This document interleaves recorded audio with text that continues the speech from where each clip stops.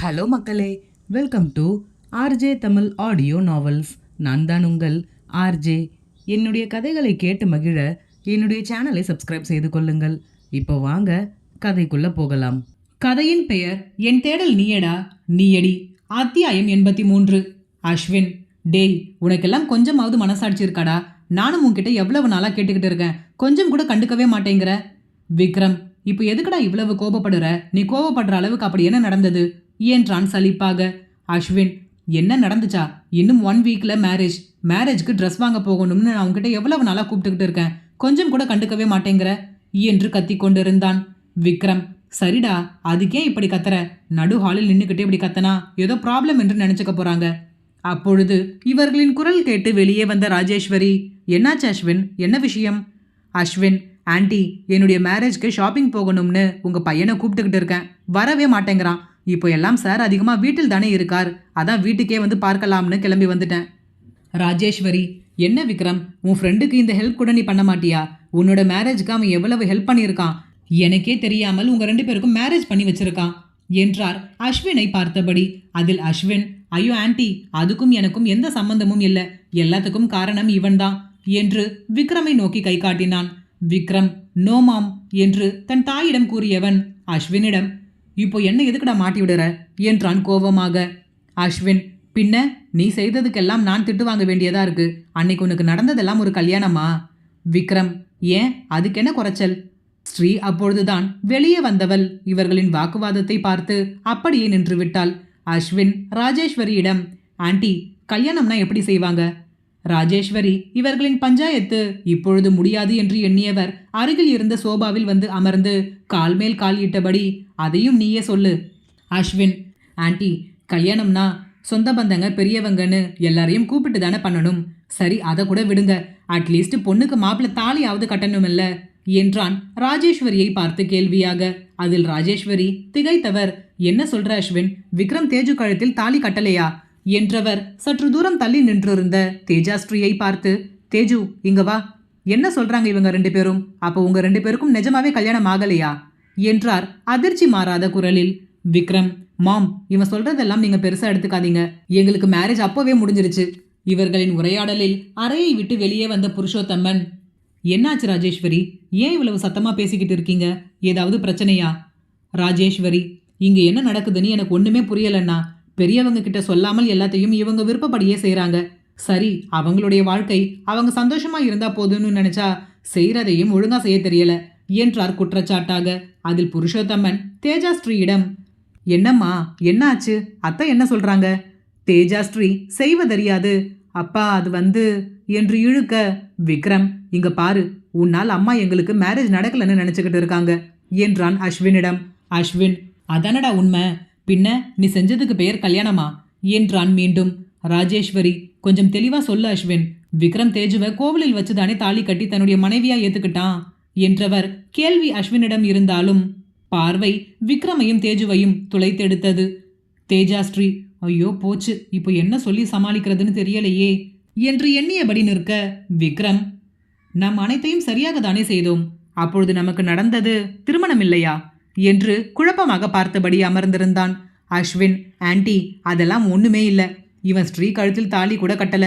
நீங்க உங்க அண்ணன் மகளுக்காக ஒரு செயின் செய்ய சொல்லி ஆர்டர் கொடுத்தீங்களாமே, அந்த செயின் எப்படியோ விக்ரம் கைக்கு கிடைச்சிடுச்சு, அதை தான் தாலின்னு சொல்லி ஸ்ரீக்கு போட்டு விட்டுருக்கான் என்பதை கேட்ட ராஜேஸ்வரி, புருஷோத்தம்மன் என இருவருமே அதிர்ச்சியாக, புருஷோத்தம்மன், என்ன சொல்ற அஸ்வின், அப்போ விக்ரம் ஸ்ரீ கழுத்துல தாலி கட்டலையா?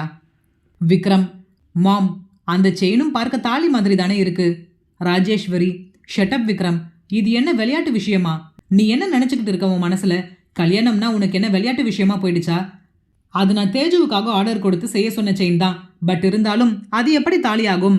அப்போ நீங்க 2 பேரும் என் கணவன் மனைவியாகவே ஆகலையா என்றவருக்கு ஒன்றும் புரியவில்லை.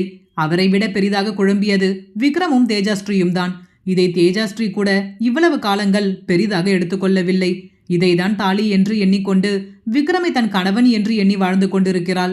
என்ன இது, தங்கள் மனதில் இருக்கும் விருப்பத்தை கூறி காதலர்கள் ஆவதற்கு முன்னதாகவே திருமண பந்தத்தில் இணைந்து விட்டோம். கணவன் மனைவி ஆன பிறகுதான் நாங்கள் ஒருவரை ஒருவர் காதலிக்கிறோம் என்பதை உணர்ந்தோம். இப்பொழுது அந்த கணவன் மனைவி என்ற பந்தமே பொய் என்று கூறுகிறார்களே, இங்கு என்ன நடக்கிறது? அப்படியென்றால் விக்ரம் எனக்கு யார் என்று வெகுவாக குழம்பி போனாள் ஸ்ரீ. ராஜேஸ்வரி, ஸ்ரீ அந்த செயினை காட்டு என்றவர் அப்பொழுதுதான் ஸ்ரீ அவளின் கழுத்தில் இத்தனை நாட்களாக தாலி என்று நினைத்து கொண்டு அணிந்திருந்த அந்த தங்க சங்கிலியை பார்த்தார். புருஷோத்தம்மன், என்ன ராஜி இதெல்லாம்? இவங்க 2 பேரும் கல்யாணம் செஞ்சுக்கிட்டாங்கன்னு தானே நம்ம இவ்வளவு நாளா நினைச்சுக்கிட்டு இருந்தோம். இப்போ இப்படியெல்லாம் சொல்றாங்க. ராஜேஸ்வரி, எனக்கும் ஒன்றும் புரியலண்ணா. ஏன் ஸ்ரீ, நீயாவது முன்னாடியே இதெல்லாம் என்கிட்ட சொல்லியிருக்க கூடாதா? ஸ்ரீ, இல்லாத்த அந்த நேரத்தில் எங்க போய் தாலி வாங்க முடியும்? அது மட்டும் இல்லாமல் இதுவும் பார்க்க தாலி ஷேப்லேயே இருந்ததால் அவரின் கழுத்தில் போட்டதும் நானும் இதை தாலின்னு தான் நினைச்சு ஏத்துக்கிட்டேன். ராஜேஸ்வரி, உங்க 2 பேரையும் நினைச்சா என்ன சொல்றதுன்னு எனக்கு ஒன்றும் புரியல என்றவர் தன் தலையில் கை வைத்தபடி அமர்ந்து விட்டார். ஸ்ரீ செய்வதறியாது விக்ரமை பார்க்க விக்ரமிற்கும் அதே நிலைதான். ஸ்ரீ விக்ரமிடம் அவனின் தாயிடம் பேசுமாறு சைகை காட்ட, விக்ரம், மாம் இதனால் என்ன மாம், நானும் அவளும் மனசளவில் ஹஸ்பண்ட் அண்ட் ஒய்ஃபாக தான் வாழ்ந்துக்கிட்டு இருக்கோம். இந்த செயினை அவள் கழுத்தில் போடும்போது வேணும்னா நான் அவளை என்னுடைய ஒய்ஃபாக நினைக்காமல் இருந்திருக்கலாம். ஆனால் இப்போ எனக்கு ஒய்ஃப்னா அது ஸ்ரீ மட்டும் தான். நான் ஸ்ட்ராங்காக இருக்கேன். புருஷோத்தம்மன், என்ன இருந்தாலும் இதெல்லாம் முறைப்படி செய்யணும் மாப்ள. ஏதோ ஒரு செயினை போட்டுட்டு தாலின்னு நினச்சிக்கிட்டோம்னு நீங்கள் சொல்கிறதெல்லாம் எங்களால் ஏற்றுக்க முடியாது. விக்ரம் அஸ்வினை பார்த்து கோபமாக முறைத்தான். எல்லாம் முன்னால் தாண்டா, வெளியில் வா, உனக்கு இருக்கு என்று மனதிற்குள் திட்டவும் தவறவில்லை. அஸ்வின் செய்வதறியாது இதை எப்படி சமாளிப்பது என்று ராஜேஸ்வரியிடம், ஆண்டி நீங்க ஏன் ஃபீல் பண்றீங்க? வேணும்னா விக்ரமுக்கும் ஸ்ரீக்கும் மறுபடியும் மேரேஜ் பண்ணி வச்சிருங்க என்றான். என்ன கூறுகிறோம் என்று புரியாமல். அதில் ராஜேஸ்வரியின் முகம் பிரகாசமாக, மாணிக்கம், ஆமா மேடம், எனக்கும் அதுதான் சரின்னு படுது. ஏதோ ஒரு நாட்டில் பெரியவங்களுடைய ஆசிர்வாதம் இல்லாமல் அவங்க விருப்பத்துக்கு கல்யாணம் என்ற பெயர்ல என்னமோ பண்ணிக்கிட்டு வந்துட்டாங்க. நம்ம வேணும்னா நம்முடைய திருப்திக்காக முறைப்படி மறுபடியும் திருமணம் செஞ்சு வைக்கலாமே என்றார். அதில் ஸ்ரீ, விக்ரம் இருவருமே ஒருவரை ஒருவர் புரியாமல் பார்த்து கொள்ள, புருஷோத்தம்மன், ஆமாராஜி, எனக்கும் மாணிக்கம் சொல்றது தான் சரின்னு படுது. நமக்கும் நம்ம பிள்ளைங்களுடைய கல்யாணத்தை கண்ணார பார்த்த மாதிரி இருக்கும்ல. அவரின் மனதில் எவ்வளவு ஆசை இருக்கின்றது என்பது அவரின் கண்களிலேயே பிரதிபலித்தது. ராஜேஸ்வரி யோசனையோடு, நானும் அதை தான் நான் யோசிச்சுக்கிட்டு இருக்கேன். நமக்கு இருந்த கஷ்ட காலங்கள் எல்லாமே முடிஞ்சிருச்சு. இனிமே நம்ம பிள்ளைங்க எப்போதும் சந்தோஷமா தான் வாழணும். நம்ம ஜோசியரை வர வச்சு ஒரு நல்ல நாள் பார்த்து முறைப்படி இவங்களுக்கு நிச்சயம் செய்து மறுபடியும் திருமணம் செய்யலாம். இதையெல்லாம் விக்ரமும் ஸ்ரீயும் சற்றுமே எதிர்பார்க்கவில்லை என்றாலும் கூட இருவருக்குமே இதில் முழு சம்மதம் என்பது அவர்களின் முகத்திலேயே பிரதிபலித்தது. விக்ரம் ஸ்ரீயை பார்த்து தன் ஒற்றை கண்ணை சிமிட்டியபடி புன்னகை செய்ய, ஸ்ரீக்கு விக்ரமை எதிர்கொள்ளவே வெட்கமாகி போனது. இவ்வளவு நாட்கள் ஒன்றாக இருந்தாலும் கூட இப்பொழுது திருமணம் என்றதும் ஏனோ விக்ரமை பார்ப்பதற்கே ஒரு மாதிரி இருந்தது. அன்று அவசரத்தில் விக்ரம் இதுதான் திருமணம் என்று ஒரு செயினை ஸ்ரீயின் கழுத்தில் மாட்டினாலும் ஸ்ரீக்கு நடந்தது திருமணமே இல்லை என்பது போல்தான் தோன்றியது. ஆனால் காலப்போக்கில் அடுத்தடுத்த பிரச்சனையில் அதையெல்லாம் மறந்து போய்விட்டாள். அது மட்டும் இன்றி மனதளவில் விக்ரமை விரும்புபவளுக்கு அவன் அணிவித்த செயினே தாலி என்றும் ஏற்றுக்கொண்டாள். ஆனால் இப்பொழுது இவள் விரும்பியபடியே அனைவரின் சம்மதத்துடனும் ஆசிர்வாதத்துடனும் முறைப்படி திருமணம் நடக்கப் போகிறது என்பதுமே இனம் புரியாத நாணம் ஸ்ரீக்குள் குடிக்கொண்டது. அஸ்வின் அவசரமாக, ஆண்டி எதுவாயிருந்தாலும் 1 வீக் கழிச்சு செஞ்சுக்கோங்க, ஏன் கல்யாணத்தில் கைய வச்சிடாதீங்க என்றான் பாவமாக.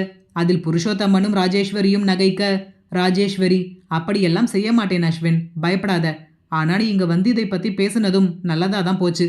இல்லைனா கடைசி வரைக்கும் இவங்க 2 பேரும் இதை தான் கல்யாணம்னு சொல்லிக்கிட்டு இருந்திருப்பாங்க. அஸ்வின் விக்ரமிடம், சரி அங்க பார்த்ததெல்லாம் போதும், வந்து அப்புறமா ஸ்ரீயை பார்த்துக்கோ, கடைக்கு போகணும், கிளம்பு என்று விக்ரமை கையோடு அழைத்து கொண்டு புறப்பட்டு விட்டான். அஸ்வினின் பேச்சில் ஸ்ரீக்கு அனைவரின் முன்பும் அங்கு நிற்கவே முடியவில்லை. அங்கிருந்து அறைக்குள் ஓடி மறைந்தாள். புருஷோத்தம்மன் மனநிறைவாக, ரொம்ப வருஷத்துக்கு அப்புறம் மனசுக்கு ரொம்ப நிறைவா இருக்கு ராஜி. தொலைஞ்சு போன என்னுடைய உறவு எனக்கு கிடைச்சிருக்கு. அது மட்டும் இல்லாம என் பொண்ணுக்கு திருமணம் செய்ய போறேன். இந்த கல்யாணத்தை எப்படி எல்லாரும் அசந்து போற மாதிரி ஜாம்னு பண்றேன்னு பாரு என்றார் பெருமையாக. தேடல் தொடரும். கதையின் பெயர் என் தேடல் நீயடா நீயடி. அத்தியாயம் 84. ஒரு புறம் அஸ்வின் ரியாவின் திருமண வேலைகள் பரபரப்பாக சென்று கொண்டிருக்க, மறுபுறம் இதற்கு மேலும் நாளை கடத்தக்கூடாது என்று ராஜேஸ்வரி அன்றே ஜோசியரை வீட்டிற்கு வர வைத்து விட்டார்.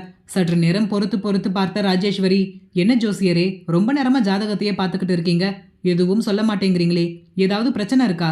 ஜோசியர் அவரை பார்த்து இன்முகமாக சிரித்தவர், பிரச்சனைகள் எல்லாமே இப்போதான் முடிஞ்சிருக்குமா? நீங்க இந்த ஜாதகத்தை என்கிட்ட முன்னாடியே கொண்டு வந்து கொடுத்திருந்தீங்கன்னா இதுக்கப்புறம் நிறைய சிக்கல்களும் பிரச்சனைகளும் வரப்போகுதுன்னு சொல்லியிருப்பேன். ஆனா இப்போதான் எல்லாமே சுமூகமா முடிஞ்சு அவங்க வாழ்க்கையில் தென்றல் காற்று வீச ஆரம்பிச்சிருக்கு. இனி எல்லாமே அமோகமா நடக்கும். ராஜேஸ்வரிக்கு அப்பொழுதுதான் மனநிறைவாக இருந்தது. புருஷோத்தம்மனின் முகமும் இப்பொழுதுதான் தெளிவாகியது. புருஷோத்தம்மன், இவங்க 2 பேருக்கும் கல்யாணம் செஞ்சு வச்சா அவங்களுடைய திருமண வாழ்க்கை நல்லா தானே இருக்கும் என்றார் சந்தேகத்தோடு. ஜோசியர், ஏங்க இவ்வளவு சந்தேகமா கேக்குறீங்க? புருஷோத்தம்மன், இது எங்க குடும்பத்துடைய சாபமா என்னன்னு தெரியல. எனக்கும் திருமண வாழ்க்கை பல பிரச்சனைகளோட தான் அமைஞ்சது. என்னுடைய வாழ்க்கை துணை என் கூட கடைசி வரைக்கும் இருக்க நான் கொடுத்து வைக்காமல் போயிட்டேன். அதே நிலை தான் என்னுடைய தங்கச்சிக்கும். அவளுடைய வாழ்க்கையிலும் பல கஷ்டங்களை அவ சந்திச்சிட்டா. அவளுக்கும் வாழ்க்கை துணை இல்லாமல் தான் இருக்கா. அந்த மாதிரி எங்க பசங்களுடைய வாழ்க்கையில் எந்த தப்பும் நடந்துடக்கூடாதுன்னு தான் இப்போவே கேட்குறேன். அப்படி ஏதாவது பிரச்சனை இருந்தா அதுக்கு ஏதாவது பரிகாரம் இருக்கான்னு சொல்லிடுங்க என்றார் பதைக்கும் மனதோடு. தன் மனதில் இருப்பதை வெளிப்படையாக அவரிடம் கூறிவிட்டாலும் கூட இன்னுமே அவரின் பதட்டம் குறைந்த பாடில்லை. எங்கே தங்களைப் போல் தங்களின் பிள்ளைகளின் வாழ்க்கையிலும் ஏதாவது பிரச்சனை இருக்கின்றது என்று கூறிவிடுவாரோ என்று ஏக்கமாக அவரின் முகத்தை பார்த்தபடி அமர்ந்திருந்தார் புருஷோத்தம்மன். புருஷோத்தம்மன் கூறிய பிறகுதான் ராஜேஸ்வரிக்குமே மனம் உறுத்த தொடங்கியது. ஜோசியர் இன்முகமாக, அதெல்லாம் எதுவுமே இல்லைங்க. இவங்க 2 பேருமே அவங்க திருமண வாழ்க்கையில் ரொம்ப சந்தோஷமா இருப்பாங்க. அவங்களுக்கு இனிமே எல்லாமே நல்லதா தான் நடக்கும். அது மட்டும் இல்ல, இந்த ஜாதகக்காரங்க பெரிய போராட்டத்துக்கு பிறகுதான் ஒன்று சேர்ந்திருப்பாங்க. இவங்க எப்படி சேர்ந்தாங்க என்பது எல்லாருக்குமே இன்னமும் கூட ஆச்சரியமா தான் இருக்கும். அப்படிப்பட்ட ஜாதகம் இது. ஆனாலும் இந்த பொண்ணுக்கு இந்த பையன்தான், இந்த பையனுக்கு இந்த பொண்ணு தான் என்பது இன்னைக்கு நேத்து முடிவான விஷயம் இல்ல. இவங்க பிறந்ததுமே கடவுள் போட்ட முடிச்சு. அவனுடைய விளையாட்டு எல்லாம் முடிஞ்சு இப்போ எல்லாமே நன்மையில் வந்து முடிஞ்சிருக்கு. இனி நீங்க கவலைப்படுற மாதிரி எதுவுமே நடக்காது. அதை கேட்ட பிறகுதான் புருஷோத்தம்மன் மற்றும் ராஜேஸ்வரி இருவரின் மனமும் சற்று அமைதி அடைந்தது. புருஷோத்தம்மன் அவரை நோக்கி கையெடுத்து கும்பிட்டவர், ரொம்ப நன்றிங்க. நீங்க சொன்னதை கேட்ட பிறகுதான் மனசுக்கே நிறைவா இருக்கு. எங்கே எங்க பசங்களுடைய வாழ்க்கையும் எங்களை மாதிரி ஆகிடுமோன்னு ரொம்ப பயந்துட்டேன். ஜோசியர், கவலையே படாதீங்க. அப்படியெல்லாம் எதுவுமே ஆகாது. உங்களுக்கு நிறைய பேர குழந்தைங்களை பெற்றுக் கொடுக்க போறாங்க. சந்தோஷமா இருங்க. அதை கேட்ட உடனே இருவருக்குமே மனம் நிறைந்து விட்டது. ராஜேஸ்வரி, அவங்களுக்கு கூடிய சீக்கிரமே கல்யாணம் செய்யலாம்னு நினைக்கிறோம். அப்படியே ஒரு நல்ல நாளும் நேரமும் குறிச்சு கொடுத்துருங்க ஜோசியரே. பிறகு மீண்டும் தேதியையும் ஜாதகத்தையும் புரட்டி பார்த்தவர், அடுத்த மாசமே நல்ல நாள் இருக்குமா, அன்னைக்கு கல்யாணத்தை வச்சிங்கன்னா 2 பேரும் அவங்க வாழ்க்கையில அமோகமா இருப்பாங்க. அவர் சொன்ன தேதியிலேயே இருவருக்கும் திருமணம் செய்ய முடிவு செய்தனர். அன்றைய நாள் முழுவதும் அஸ்வின் விக்ரமை வீட்டிற்கு செல்லவே விடவில்லை. இரவு கூட தன்னுடனேயே தங்க வைத்துக் கொண்டான். விக்ரம், டேய், இதெல்லாம் ரொம்ப ஓவர்டா. நைட்டு போயிட்டு காலையில் சீக்கிரம் வந்துடுறனே. அஸ்வின், அதெல்லாம் முடியாது. நீ நைட்டு போனா என்ன பண்ணுவேன்னு எனக்கு தெரியும். உன்னை இப்போ கையில் பிடிக்கிறதுக்கே எனக்கு போதும் போதும்னு ஆகிடுச்சு. ஒழுங்கா இங்கேயே ஸ்டே பண்ணு. நாளைக்கு வாங்க வேண்டியதெல்லாம் வாங்கிட்டு நாளைக்கு நானே உன்னை கூப்பிட்டுட்டு போய் உங்க வீட்டில் பத்திரமா விட்டுடுறேன். விக்ரம், டேய், அங்க ஸ்ரீ தனியா இருப்பாடா. நான் அவகிட்ட சொல்லிட்டு கூட வரல. அஸ்வின், போதும்டா, ரொம்ப ஓவரா பண்ணாத. ஸ்ரீ என்ன அங்க காட்டுக்குள்ளேயா இருக்கா? உங்க வீட்டில் தானே இருக்கா? ஃபோன் பண்ணி நாளைக்கு வரேன்னு சொல்லிடு. விக்ரம், அவ நான் இன்னைக்கு வந்துடுவேன்னு நினைச்சுக்கிட்டு இருப்பா. எனக்காக வெயிட் பண்ணிக்கிட்டு இருப்பா. இப்போ போய் வரலன்னு சொன்னா அவ அப்செட் ஆகிட மாட்டாளா? அதற்குள் அஸ்வினின் செல்போன் இசைக்க அதை எடுத்து பார்த்தவன், ரியா தான் கால் பண்றா, நான் போய் பேசிட்டு வந்துடுறேன். நீயும் அதுக்குள்ள ஸ்ரீக்கு கால் பண்ணி இன்னைக்கு நைட்டு வர முடியாதுன்னு சொல்லிடு என்றவன் விக்ரமின் பதிலை கூட எதிர்பாராமல் கிளம்பி விட்டான். விக்ரம், கல்யாணத்துக்கு முன்னாடி தான் ஏன் கூடவே ஒட்டிக்கிட்டு சுத்திக்கிட்டு இருந்தான்னு பார்த்தா கல்யாணம் ஆக போகுது. இப்ப கூட இப்படி பண்றான். என்னையும் ஃப்ரீயா போக விட மாட்டேங்கிறான் என்று புலம்பியபடி ஸ்ரீயின் நம்பருக்கு அழைப்பு விடுத்தான். முதல் ரிங்கிலேயே போனை எடுத்தவள் ஹலோ என்றாள் எதிர்பார்ப்போடு. விக்ரம், மணி என்ன ஆகுது? இன்னும் தூங்காமல் என்ன செஞ்சுக்கிட்டு இருக்க? ஸ்ரீ, நீங்க தானே ஃபோன் பண்ணீங்க, அதான் எடுத்தேன். விக்ரம், நீ ஃபோன் யூஸ் பண்ணிக்கிட்டு இருக்கியான்னு செக் பண்ண தான் நான் கால் பண்ணேன். ஒழுங்கா வச்சுட்டு போய் படு. ஸ்ரீ, அப்போ நீங்க வரலையா வீட்டுக்கு? விக்ரம், ஆமா. ஸ்ரீ, ஏன்? விக்ரம், என்ன எல்லாத்துக்கும் கேள்வி கேட்டுக்கிட்டே இருக்க? எனக்கு வெளியில் 1000 வேலை இருக்கும். எல்லாத்தையும் உன்கிட்ட சொல்லிக்கிட்டு இருக்க முடியுமா என்றான் அவளை சீண்டும் பொருட்டு. ஸ்ரீ, அப்படி என்ன வேலை என்கிட்ட கூட சொல்ல முடியாத அளவுக்கு? விக்ரம், சும்மா கேள்வி கேட்டுக்கிட்டே இருக்காத ஸ்ரீ. சொன்னா சரின்னு கேட்டுக்கோ. ஏன்னா நான் உன்னோட ஹஸ்பண்ட். வைஃப்னா ஹஸ்பண்ட் என்ன சொன்னாலும் கேட்கணும். ஸ்ரீ, யாரு சொன்னா நீங்க எனக்கு ஹஸ்பண்ட்னு? விக்ரமின் வார்த்தைகளை வைத்து திருப்பி அவனையே தாக்கத் தொடங்கினாள். விக்ரம், யாரு சொல்லணும்? நான் தான் உன்னுடைய ஹஸ்பண்ட்னு இந்த ஊருக்கே தெரியுமே. ஸ்ரீ, ஹலோ சார், இவ்வளவு நாள் சின்ன பசங்க விளையாட்டு மாதிரி கல்யாணமே பண்ணாம நாம 2 பேரும் ஹஸ்பண்ட் அண்ட் ஒய்ஃப்னு சொல்லி ஊரை ஏமாத்திக்கிட்டு இருந்திருக்கோம். அதான் இப்போ எல்லாருக்கும் தெளிவா தெரிஞ்சு போச்சே நமக்கு இன்னும் கல்யாணமே ஆகலன்னு. இப்போ போய் ஹஸ்பண்ட் ஒய்ஃப்னு காமெடி பண்ணிக்கிட்டு இருக்கீங்க. விக்ரம், ஹே, அது ஏதோ ஒரு சின்ன மிஸ் அண்டர்ஸ்டாண்டிங்ல நடந்துருச்சு. அதுக்காக நம்ம 2 பேரும் ஹஸ்பண்ட் அண்ட் ஒய்ஃப் இல்லைன்னு ஆயிடுமா? ஸ்ரீ, ஆமா, கல்யாணம் பண்ணாதான் ஹஸ்பண்ட் அண்ட் ஒய்ஃப் ஆவாங்க. நமக்கு தான் இன்னும் கல்யாணமே ஆகலையே, ஞாபகம் இருக்குல்ல? விக்ரமிற்கு என்ன கூறுவது என்றே தெரியவில்லை. அவளை சீண்டுவதற்காக எண்ணி இப்பொழுது தான் மாட்டிக்கொண்டோமே என்று விழித்தபடி அமர்ந்திருந்தான். விக்ரம், சரி, நீதான் என்னோட வைஃப் இல்லைல்ல, அப்புறம் எதுக்குடி எங்கள் வீட்டில் இருக்க? ஸ்ரீ, ஹலோ சார், என்ன மறந்துட்டீங்களா? நான் ஒன்றும் உங்களுக்காக உங்கள் வீட்டில் இல்லை, இது என்னோட அத்தை வீடு. என்னையும் எங்கள் அப்பாவையும் அவங்க தான் இங்கே வந்து ஸ்டே பண்ண சொல்லி கூப்பிட்டாங்க, அதனால தான் வந்து தங்கியிருக்கோம். விக்ரம், உங்கள் அத்தை வீடுனா நீ வேற ஏதாவது ரூமில் ஸ்டே பண்ணியிருக்க வேண்டியது தானே, எதுக்காக என்னோட ரூமில் வந்து என் கூட ஸ்டே பண்ணியிருக்க? ஸ்ரீ, ஓ, அப்போ இனிமேல் நான் அவங்க கூட ஸ்டே பண்ணக்கூடாதா? ஓகே ஃபைன், நான் எங்கள் அப்பாவை கூப்பிட்டுக்கிட்டு எங்கள் வீட்டுக்கு போகிறேன் என்றவள் பட்டென்று அழைப்பை துண்டித்து விட்டாள். அதன் பிறகு விக்ரம் பல முறை முயற்சித்து பார்த்தும் ஸ்ரீ அழைப்பை ஏற்கவே இல்லை. விக்ரம், என்னடா இது, சும்மா விளையாட்டுக்கு தானே சொன்னேன், சீரியஸாக எடுத்துக்கிட்டு கோவச்சுக்கிட்டு இப்படி ஃபோனை கட் பண்ணிட்டாளே. ச்சே, இன்னும் நமக்கு சரியா லவ் பண்ண தெரியல போல இருக்கு. இப்படியெல்லாம் பேசக்கூடாது போல இருக்கு. இப்படியெல்லாம் பேசினா பொண்ணுங்களுக்கு கோபம் வந்துருமோ என்று தனக்குத்தானே ஏதேதோ புலம்பியபடி அமர்ந்திருந்தான்.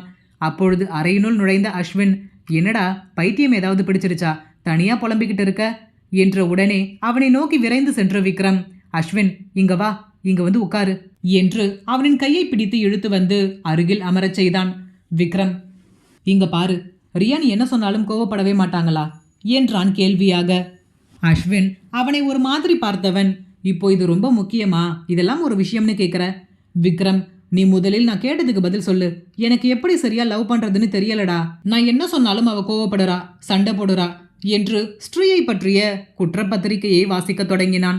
அஸ்வின் அவனின் கன்னத்தில் தன் கையை வைத்தபடி, இதுக்கு தான் அப்போவே சொன்னேன், உனக்கு நான், எனக்கு நீ இருக்கும் பொழுது எதுக்குடா இந்த லவ் அது இதுன்னு தேவையில்லாத விஷயத்தை எல்லாம் நமக்குள்ள கொண்டு வரணும். நீ மட்டும் ஓகேன்னு சொல்லு.